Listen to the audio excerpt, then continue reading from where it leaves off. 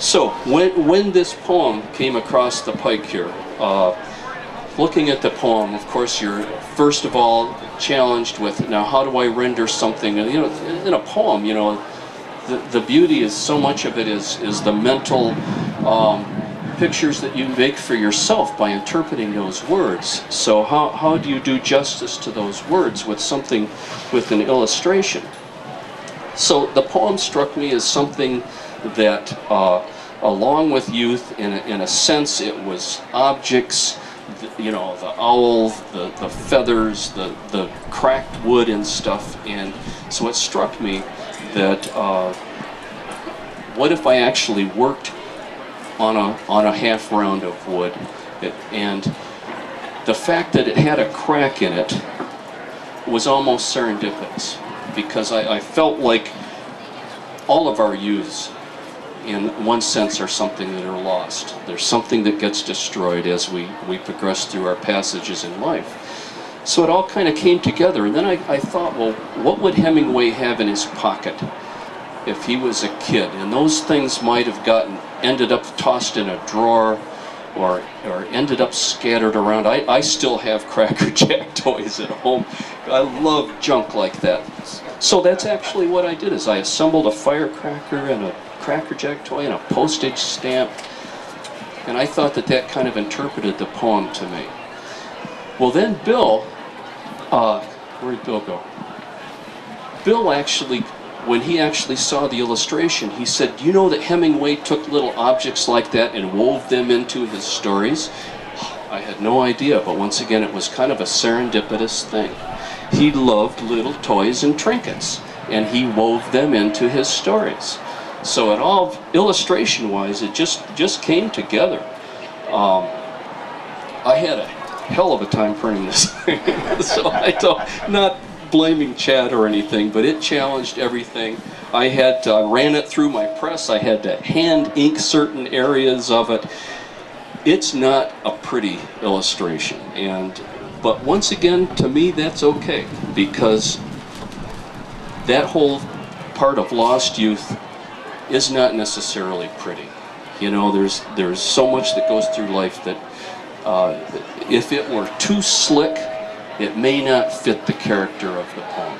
So I think it came across okay. And Chad, I was the first one actually to put that imprint on the paper. He hadn't actually even seen the illustration. And just proofs that we might have emailed back and forth. But then he had to do the designing off of my engraving. So that was the challenge to him. And it was fun. I was really pleased with it. I'm right over at this table. If you want to see more about the engraving process, I'm right across here. And oops, I have some wood engravings over there if you'd like to look at them. Sometimes it's fun to look at them through a magnifying glass, and you can see, because most engravers work with magnification. It's a real anal process to be. Sorry for the visual imagery there, but you have to be a person that likes that end of. It's not spontaneous. It's not expressionistic in any way. You've got a plan. You've got a working on a square inch of that might take me an entire evening or a couple days even. It's just very slow, meticulous work. But you have to be of a personality that likes to do that. I like to put on some music and the phone is off the hook and the whole rest of the world can go to hell. That's just who I am.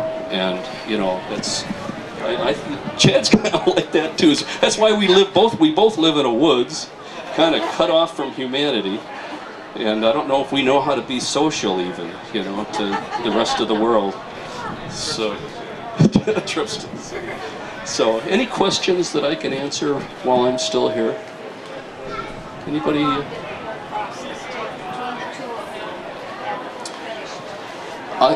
I think from when I started drawing for the block to when we actually signed it, I want to say 6 months. It probably took me, I want to say 80 or 90 hours probably to engrave the illustration and to print it. And so Yeah, it's not a fast process. Yes. Can you explain what you mean by drawing, prepping the block or whatever? Yeah, when you're on raw wood, how you get the illustration on there, of course, is one of the challenges. There are some engravers who just take the block of wood and will just start engraving on it. They'll just have the concept of the illustration in their head and they'll go for it. But for most people, you generally start with everything from pencil sketches, moving up to pen and ink sketches, and then transferring that onto the block. There's a number of ways of transferring the image. You can even do it photographically. How I got this image on the block was after I had it completely drawn. I actually made a photocopy of it. I put the photocopy on the surface of the wood and used a little solvent and a little heat, which burned off the toner that was on the paper, and it made a faint imprint on the wood, and then I was able to engrave over the drawing from that original illustration.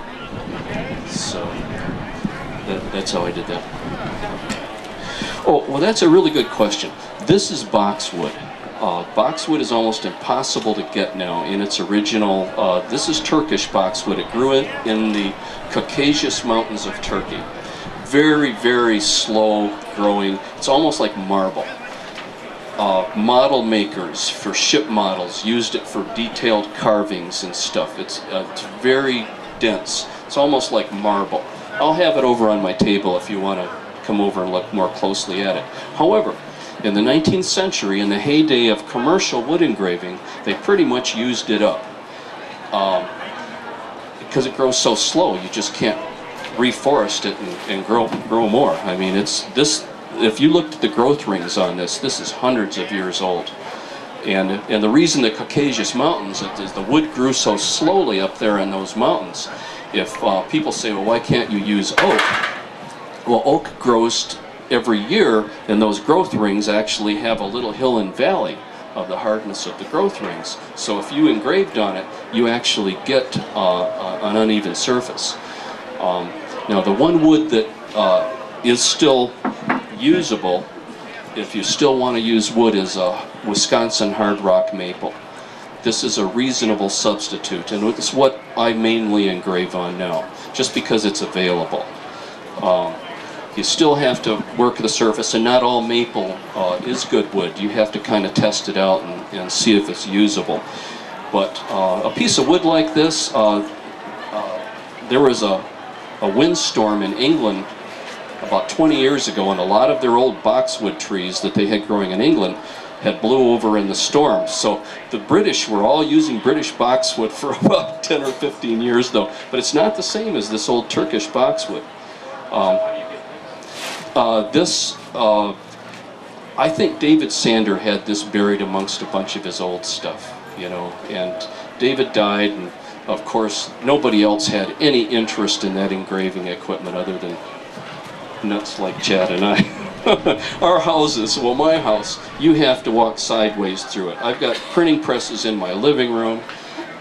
I've got type cases and old engraving equipment, but that's, you know, it's probably why I'm single, right? Anybody that walks in my house, if I've ever had a date, they look and they said, there's no room for my stuff. Which is good.